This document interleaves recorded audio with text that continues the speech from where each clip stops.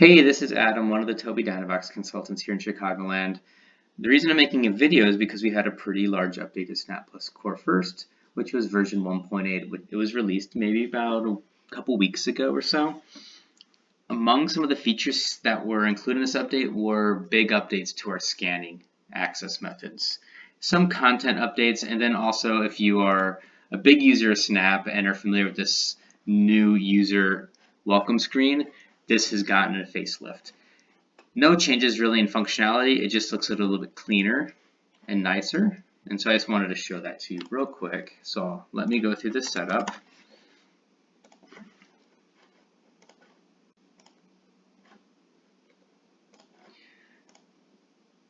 We've always had for scanners one switch auto scan and two-step switch scan.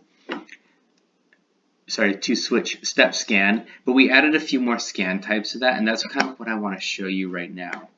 So I'm going to go to my user settings, access method, change this from touch to scanning, and now when I go to scan type, here's our one switch auto scan and two switch step scan, and you'll notice we have three more here. So let me go through these real quick. One switch scan.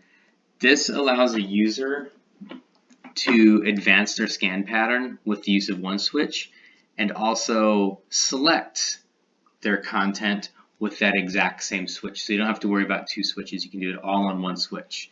And the way this works is I press my switch to advance the pattern, and when I'm ready to make a selection, I hold the switch down. Now I can set the time of that hold to whatever I want to match the user skills, but it allows the user who maybe only has limited mobility of just one extremity to use one switch to do everything they want to do in Snap Plus Core First.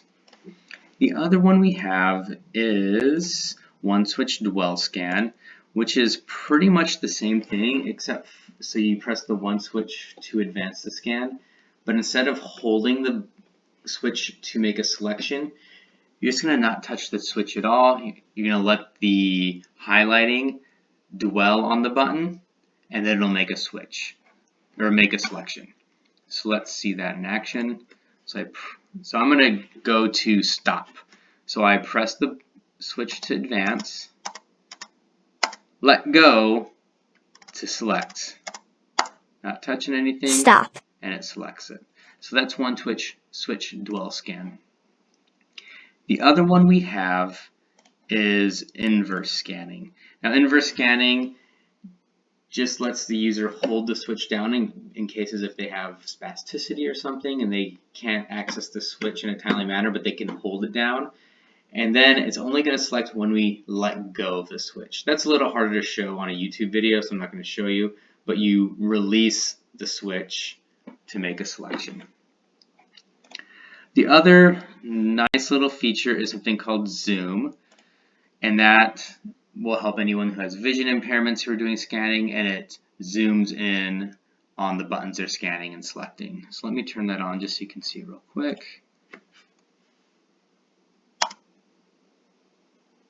All right, so you get a nice big visual of what's being selected. Okay. The last thing I want to show you is some of our active content buttons. And you can put this anywhere, but I'm going to get out of scanning real quick first. I'm going to go to the dashboard just because I have a lot of blank space here, and you can see some of the preset active content buttons already in here. So if you make a new page set after the update, these ones are automatically included. You can remove these or change these. But what an active content button does is it shows you preset information, so the current time, the current date, the current speech volume, the battery level of the device. And to make my own or to edit that, I go into my settings. I'm going to make a new one right here. And right next to the label, there's something called active content.